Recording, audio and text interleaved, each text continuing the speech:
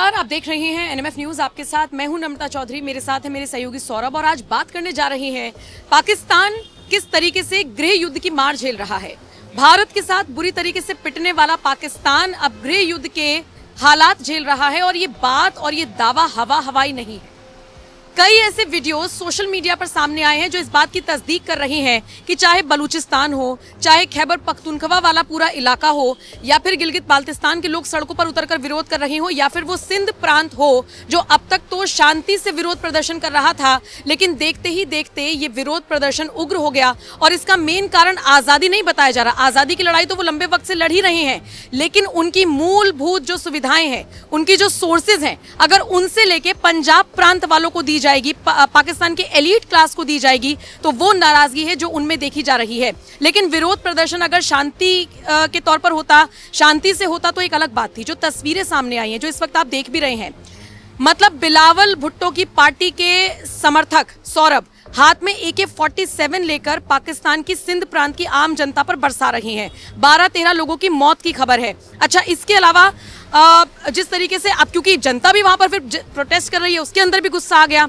बताया जा रहा है कि सिंध प्रांत के लोग इतने गुस्से में हैं कि ये प्रदर्शन इतना उग्र हो गया है कि वहां के गृह मंत्री तक का घर फूंक दिया गया है। और बाकी जानकारी सौरभ आप दीजिए। देखिए, पाकिस्तान की इस समय जो नम्रता स्थिति है वो पूरे तरीके से गृह युद्ध वाली, आप ये कह सकते हैं कि पाकिस्तान में स्थिति नहीं है, पाकिस्तान में एक तरीके से गृह युद्ध चल रहा है। और शायद यही वजह है, जब भारत के साथ माहौल गर्म हुआ और भारत की सेना ने मुंहतोड़ जवाब देने की शुरुआत की, तो पाकिस्तान सरकार के मंत्री जो है और लगातार अमेरिका जाने लगे और विश्व के बड़े देशों के सामने घुटने टेकने लगे और ये कहने लगे कि भारत के साथ किसी तरीके से सीज फायर का समझौता करा दे। आपको याद होगा नम्रता, जब ये सारी चीज़ें चल रही थी, सीज फायर वाला समय चल रहा था, उस समय भी गिलगित बाल्टिस्तान वाले इलाके में आपने देखा होगा कि बड़ी संख्या में लोग सड़कों पर उतरे थे और सड़क पर उतर के लगातार प्रदर्शन किया जा रहा था। और उस समय भी यही मांग थी, सिर्फ और सिर्फ यही चेतावनी दी जा रही थी पाकिस्तान के सरकार को कि हमारे क्षेत्र का जो भी खनिज है, प्राकृतिक चीज़ें हैं, वो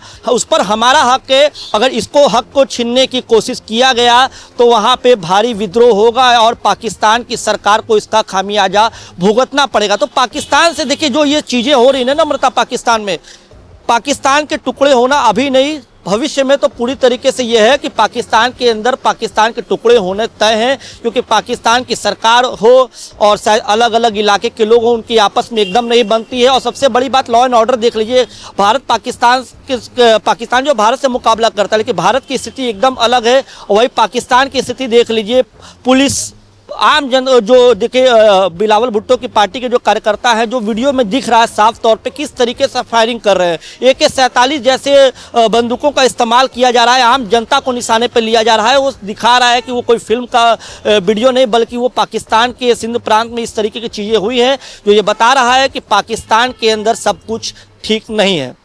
हाँ, और बिल्कुल मुझे तो एक बात समझ नहीं आती है कि जो सारी रिसोर्सेज बलूचिस्तान में है उसको वहाँ से एक्सट्रैक्ट कर लेना है, जो सारी चीज़ें सिंध में है उसको वहाँ से ले लेना है और दे देना है पंजाब प्रांत को। देखिए सौरभ, हम ये बात पर अक्सर चर्चा करते हैं, डिस्कस करते हैं कि पंजाब प्रांत का बोलबाला तो है, इसका अंदाजा तो आप पंजाब मतलब जो पाकिस्तान की आर्मी है उससे लगा सकते हैं। वहाँ पर दबदबा है पंजाबी मुसलमानों का, पंजाब प्रांत के जो लोग हैं। लेकिन वहाँ के एलीट वर्ग को खुश करने के लिए आप सिंध प्रांत के किसानों को दुख दे रहे हैं। वहाँ से सारा पानी वाला प्रोजेक्ट, आप ऐसा प्रोजेक्ट लेकर आ रहे हैं कि उनका पानी खींच के आप वहां दे देंगे, तो निश्चित तौर पर पहले उनका हक है और उसके बाद आप उसे कहीं भी बांटिए, ये उनकी नाराजगी है। अच्छा, बलूचिस्तान में तो हम देख ही रहे हैं कैसे आक्रामक रवैया अपनाया जा रहा था। सिंध प्रांत के लोग फिर भी शांत बताए जा रहे थे, शांत रहकर वो प्रोटेस्ट कर रहे थे। लेकिन ये जो उग्र प्रदर्शन हुआ है, मतलब आप तस्वीरें देखिए, धुआं इस वक्त आपको दिखाई दे रहा है, आग लगी हुई है, वाहन फूंक दिए गए हैं, खून ही खून। वो बिलावल भुट्टो ने कहा था ना, पानी रोक देंगे तो दरिया में खून बहेगा, अब बह रहा है खून। सौरभ, आप बह रहा है खून। हाँ, और बिलावल ने ये कहा था पाकिस्तान के सदन में कि या तो दरिया में पानी बहेगा या तो उनका खून, मतलब भारत के लोगों का खून बहेगा। लेकिन खून तो उनके यहाँ बह रहा है और पूरे तरीके से पाकिस्तान के अंदर जो है वो गुंडागर्दी देखने को मिल रही है। स्थानीय लोगों से उनका हक छीना जा रहा है और ये जो हक छीना जा रहा है, ये जो स्थिति है वो पाकिस्तान की सरकार को बड़े संकट में डालने वाली है। और ये कहने में कोई गुरेज नहीं है कि ये लोग आपस में लड़ेंगे और इनके टुकड़े होंगे। आपको याद होगा नम्रता, इसी तरीके से बलूचियों ने भी मौके का पूरा फायदा उठाया। अगर भारत सीज फायर पे बात नहीं बनती और भारत सीज फायर पे मानता नहीं, जो पाकिस्तान ने घुटने टेकते हुए अनुरोध किया था, अगर ये लड़ाई कुछ दिन और चलती तो एक तरीके से भारत की सेना जो है लगातार पाकिस्तान पर हमलावर थी। वहीं दूसरी तरफ से बलूच की जो लिबरेशन आर्मी है वो पाकिस्तानी सेना को लगातार मौके का फायदा उठाते हुए निशाने पर ले रही थी।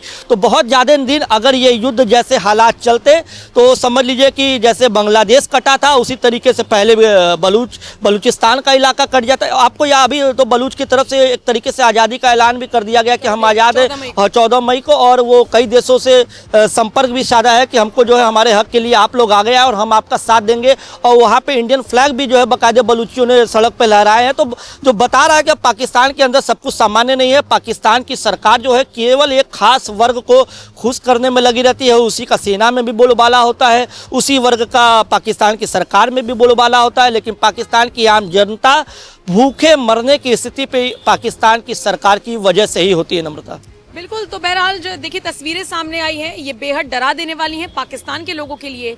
और मुझे लगता है कि अभी मुनीर का भले ही प्रमोशन कर दिया गया है, लेकिन उसे और उसकी पूरी फौज को पाकिस्तान की जो सरकार है उसको ये बात समझ नहीं आ रही है कि उनके देश के अंदर क्या चल रहा है।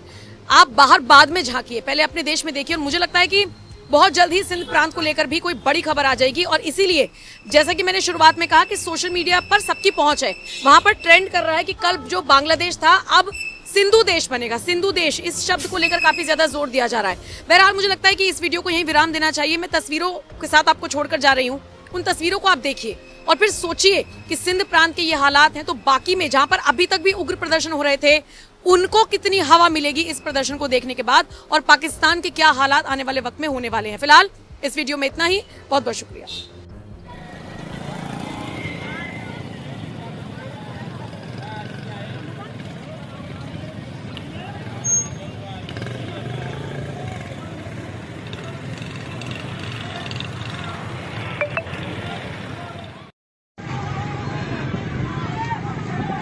अस्सलाम वालेकुम।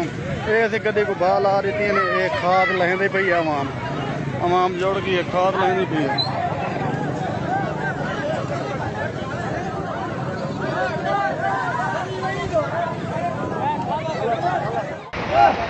बाबा ये पाकिस्तान आर्मी की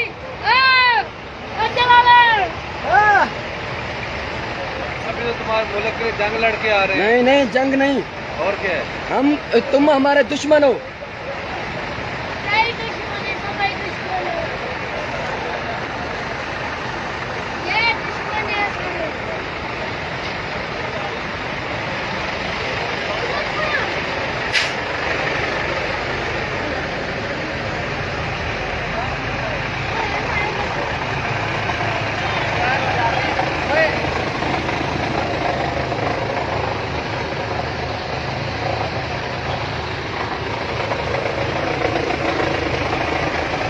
बाबा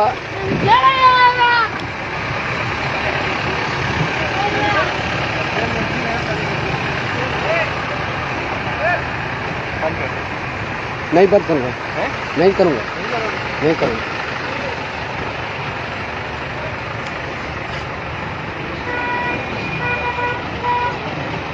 छेड़ो बाबा छेड़ो, पंजाब तो सा छेड़ो, छेड़ो छेड़ो, चलाओ गोली, चलाओ चलाओ गोली, चलाओ चलाओ गोली।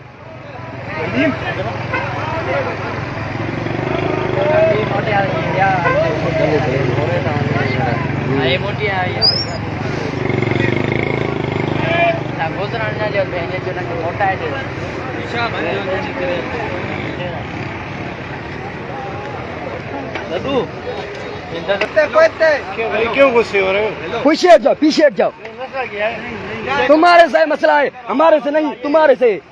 तुम मसला कर रहे हो, तुम मसला कर रहे हो, तुम कर रहे हो, मसला कर रहे हो, तुम मसला कर रहे हो। क्या मसला कर रहे हो? हाँ क्या मसला कर रहे हो? मसला क्या है? हमारे आदमियों को गोलियां लगाकर हमारे बंदे मारे हुए, हमारे 2 लाश पड़े हैं वहाँ पे। मसला क्या है? मसला तुम कर रहे हो, आ जाओ मसला बताएं आप। हमारे आदर कल बना था बांग्लादेश, आज बनेगा सिंधु देश।